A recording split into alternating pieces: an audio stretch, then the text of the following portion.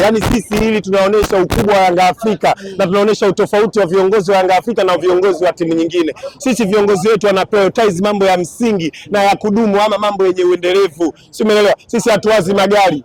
Uliza sawa sana bilioni 1. Leo nani wetu GSM pale kaja na Rolls Royce bilioni 2, lakini Yanga Afrika tunawaza nini? Kiwanja ambacho kinagharimu mabilions of money na ni project itakayodumu milele na milele. Si umeelewa? Tena sio tu kwa ubabaishaji, kwa haki sawa 50% kwa 50. Yaani wananchi 50%, GSM uwekezaji 50%. Maana yake tunatoka katika mifumo ya kizamani. Tunamwacha mwekezaji anakusanya, anavuna, baadaye mshazeeka huko ndo anakuja kuwarudishia hela. Eti baada ya miaka 200, miaka 100, nani atakuwepo hapa? Lakini injinia amesema hapana, 50 kwa 50. Kiwanja kimekamilika, sote tunaanza kufaika at the spot.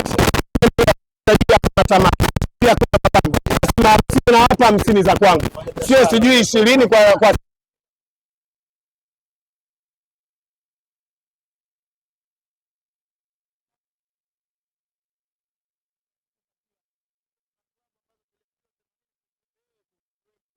Kwa nini Bunju hapaendelee?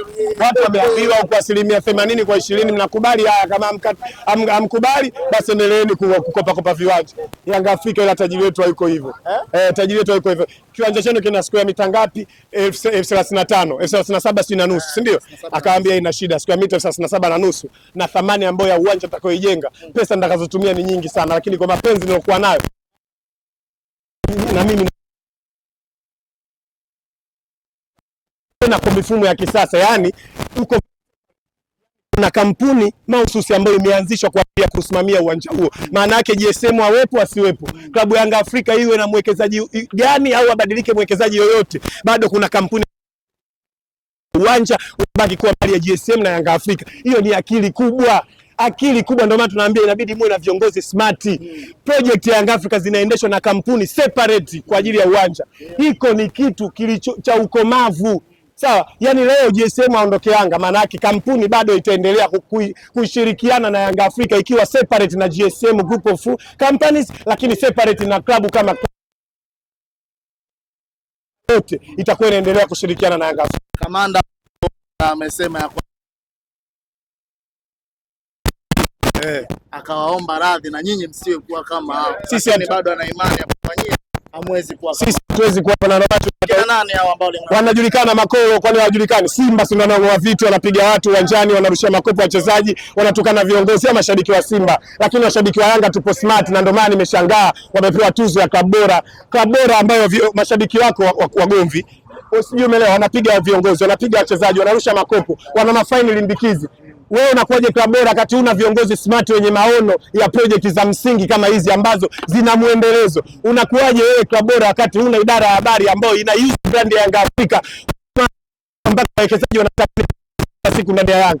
Unakuwaje klabu bora wakati una wanachama ama idara ya wanachama ambayo inasajili wanachama wapya kila siku na kufungua matawi ulimwenguni kote? Unakuwaje klabu bora? Maana tuzo ya klabu bora maana yake ina associate vitu vingi collectively. Yani klabu inamaanisha idara ya wanachama, viongozi, mashabiki, idara ya habari na kila kitu kinachohusu klabu. Sasa je, ukiangalia kwa Simba na Yanga nani ana mafanikio mengi katika vitu vyote hivyo? Unaniambia habari ya kunini? Ya kuingia finali ya shirikisho. Sasa kama habari ya kuingia finali ya shirikisho, mwaka huu wote tumetolewa makundi. Kwa hiyo mwakani hakutakuwa na tuzo ya nini ya klabu bora. Na wauliza watampa bingwa. Watampa bingwa. Maana yake washaondoka kwenye vigezo chao.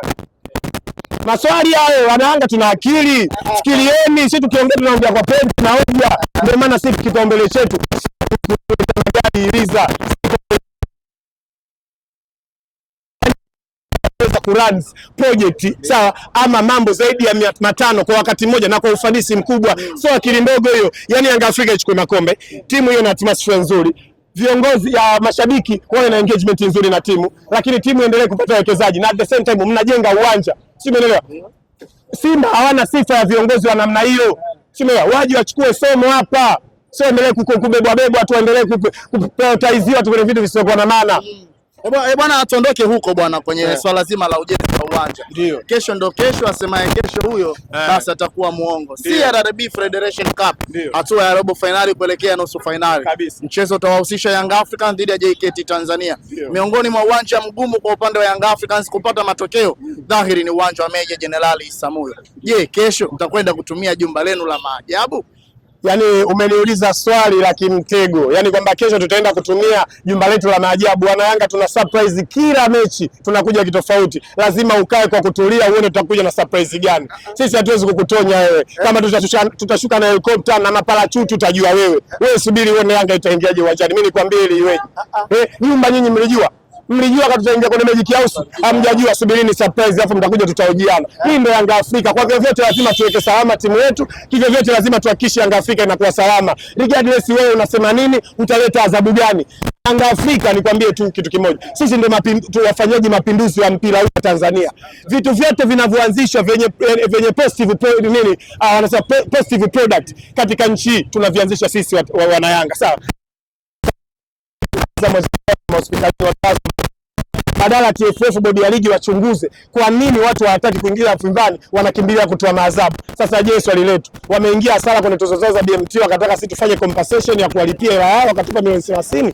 Swali kwa sababu ya msingi baada ya uwekeze nguvu kuchunguza nini kimetokea, unaenda kutoa nini, kutoza watu fine nini? Lengo ni nini?